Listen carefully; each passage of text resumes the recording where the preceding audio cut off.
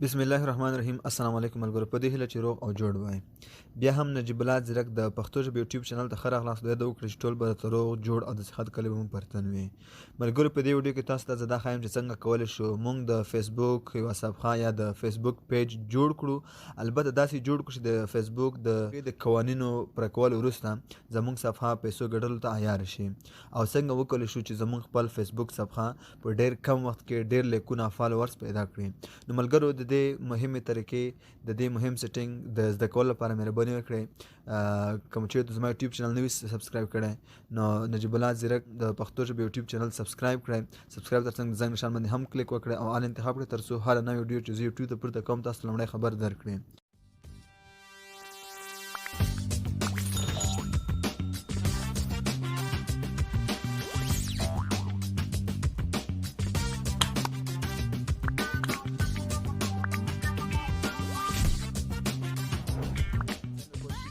راځم په فیسبوک باندې کلیک کوم. د هغې وروسته دلته راځم، دلته کلیک کوم.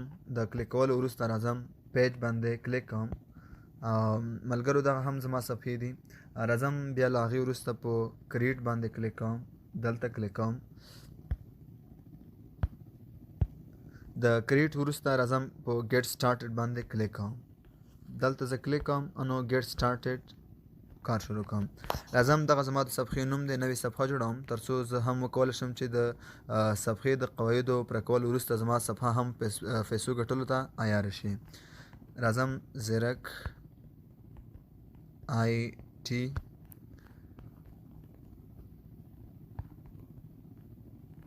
ایزلوډ.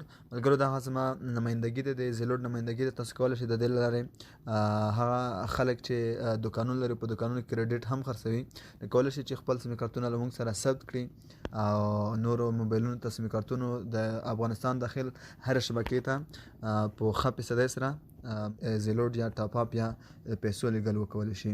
نو راځم بیا په نیکسټ باندې کلیک کوم. له هغې وروسته زموږ د صفحه چې د کومه کټګورۍ کې شامله ده نو ته به د خپلې صفحې کټګوري ورکړې. مقصد تا ته دلته م لیکلی دی چې کولی شي ته خپل فایند هم وکولی شي. که دې کټګورۍ کې ستا کټګوري نه ورکړي او ته کولی شي چې دلته یې سرچ کړي او هغه کټګوري څنګه کې پیدا کړي. نو زه مقصد پروډکټ باندې کلیک کوم. هغې وروسته ته کولی شي چې مقصد څو پروډکټس هم ورکړې. نو زه په پروډکټ سرچ باندې کلیک کوم. له هغې وروسته نیکسټ ته راځم او بیا هم که ته چېرته ویب سایټ لرې کولی شي چې دلته یو ویب سایټ هم ورته انسرټ کړې. زه دلته راځم خپل د یوټیوب چینل ورته پیسټ کوم. نو دلته به ما سره د یوټیوب چینل لینک ممکن وي.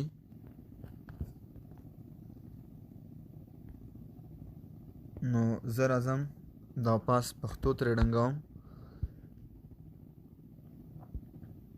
البته دغه د ویډیو لینک دی خو که چېرته یې ویډیو وانخیستل نو تاسو به دلته ملګرو د خپل یوټیوب لینک ورته راوړئ. هغې وروسته بیا په نیکسټ باندې کلیک کوم.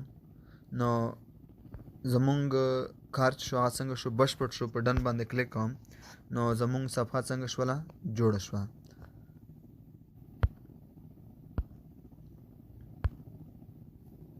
نو ملګرو دغه د فیسبوک د صفحې جوړول وو. اوس تاسو د دې صفحې لینک کاپي کړئ.